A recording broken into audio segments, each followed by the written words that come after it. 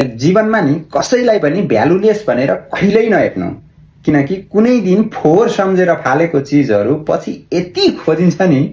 तपाईँलाई थाहा छ नि, गणित त पढ्नु भएको होला। शून्यको कुनै भ्यालु हुँदैन, आफैमा अर्थहीन छ। तर कुनै अङ्कमा जोडिएर आयो भने त्यसले त्यो अङ्कको भ्यालुलाई जमिनबाट टिपेर आकाशसम्म पुर्याइदिन्छ। 1बाट 2 होइन, सिधै 10 बनाइदिन्छ। 10बाट 20 होइन, 100 बनाइदिन्छ।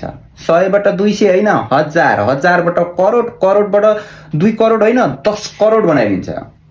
अर्को छ दशमलव। तपाईँले पनि पढ्नु भएको होला। यो 0 भन्दा पनि यति सानो छ, तर यसले यति ठुलो काम गर्छ नि। 1लाई 1बाट 10 करोड बनाउन 9वटा 0 चाहिन्थ्यो भने यसले 10 करोडबाट एकैचोटि एउटै प्रयोगले 1 बनाइदिन सक्छ। त्यसैले म भन्छु, कसैलाई पनि सानो र भ्यालुलेस भनेर कहिल्यै नहेर्नु। तिनीहरूले तपाईँलाई जमिनबाट टिपेर आकाशसम्म पुर्याउन सक्छन् भने आकाशबाट एकैचोटि जमिनमा झार्न पनि सक्छन्।